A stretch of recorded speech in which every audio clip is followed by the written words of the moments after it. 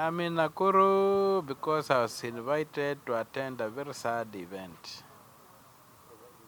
This is an event that this is an event that should really bring tears to anybody. Because if you look at the Constitution, Article 238, it defines national security. And national security is to protect people and their property.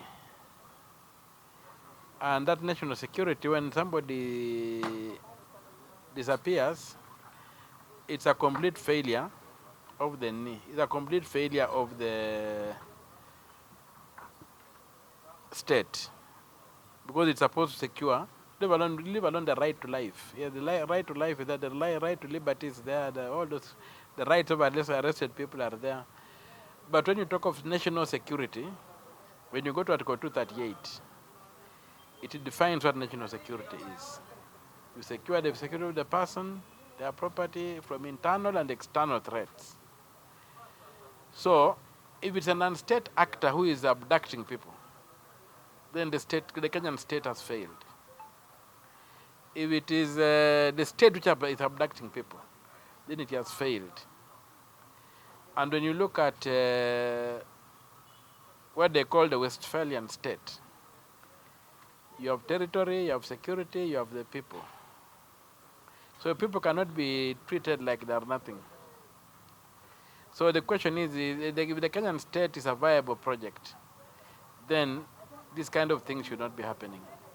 That's why I say it's a very, very sad day to be here, that so many years after what you call independence, we are still dealing with the very, very basics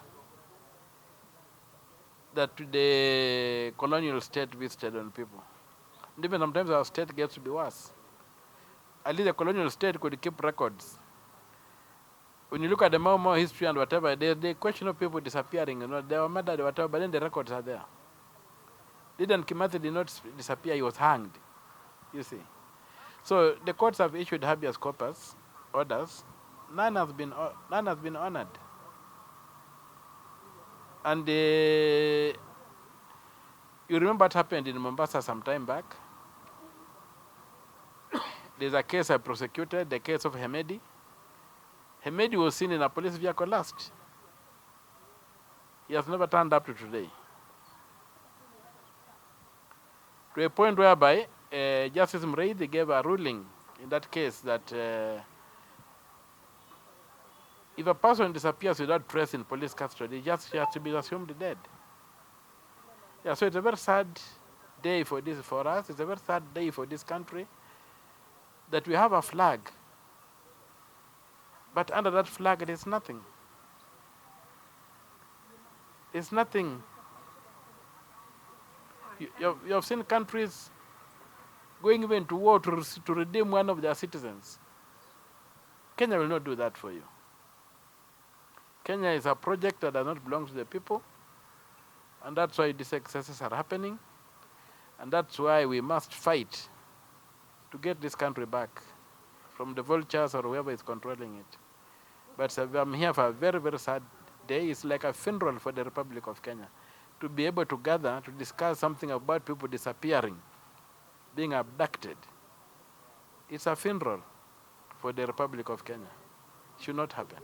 And especially we claim that we are a democracy, and we claim that we have a constitution, and you have pronounced what national security is. It puts people at the center. So at the end of the day, it makes rubbish of everything. And one thing I want to say is that this Article 238 lies outside the Bill of Rights. And the importance of that is that it cannot be limited. There's no mechanism for limiting it. The Bill of Rights, except for entrenched rights under Article 25, can be limited through the law. But anything outside the Bill of Rights is absolute. It cannot be limited. So I would wonder how come then that Article 238, which defines national security, is not applying to some Kenyans. And that's why it's a very, very sad day. There's nothing to celebrate. But there's everything to declare that if it is war, we shall go to war. Be it the war of ideas, be it whatever. But the current status quo has to be overthrown, and a Republican status quo which believes in the rule of law instituted. That's where we are. We have this mother here in Nakuru. She's called Maria Shekwe. Her son was allegedly reported that was shot during the protest. Up to date, the son was mental care with autism. Now the mother hasn't get any justice, no report from her. What do you wish to tell the mother? Also, as you tackle that, maybe you can give us statistics of missing persons so far. And Well, I don't have the statistics because everybody's guessing as who is missing. You know, the big problem, first of all, in this country, that people have been broken out of communication because of the excessive poverty. Many people are just living, and their family members don't know where they are. Their close friends sometimes don't know where they are. People drop off. So when people go missing, you may not be able to tell that this person is missing, and especially with the lower income communities. So it's difficult to come up with data of missing people, except the government itself can come up with data and say, so and so is missing. But the figures we have are alarming. We just saw from the Gen Z issues, so many people have gone missing. And even the other day, I forget his name, but this guy is who are organizing themselves as the People's Referendum.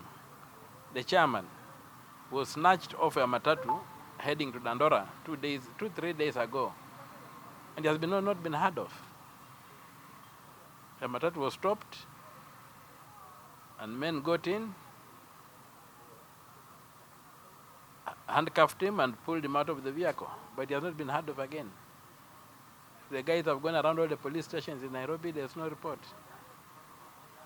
So that is what we say is sad. And the thing of missing people, you also remember this guy from Meru. His name is escaping me. He used to be Mwendwa Bijiwe. And this driver just went like that until today, and nothing has been done. You see. But they have the capacity to know what is happening, because you remember those 2 Indians who disappeared around the election time. When power changed hands, you saw the internal affairs unit was able to crack it. In fact, I wouldn't place the issue with the IPOA, because IPOA are basically civilians. The internal affairs unit of the police is properly equipped to crack all this stuff for us. But maybe they lack the political will. Maybe the police lack the autonomy they need.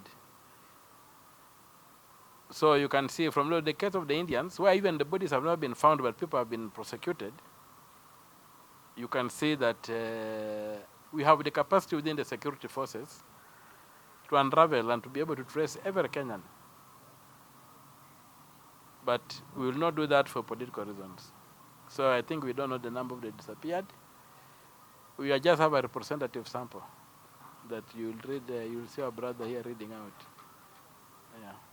How about the mother? She is currently living here in Nakuru. Her son was allegedly reported that he was shot during the protests. The mother is here. The kid was autism, was mental. He didn't even know what was happening. But I'm not aware of the particular case. But I have people like him who have been given a chance to look at it. Because I've got organized groups that pursue that kind of issue.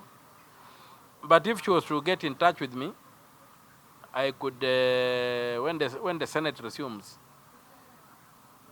we could demand justice for her and demand an inquest into what has happened. Yeah.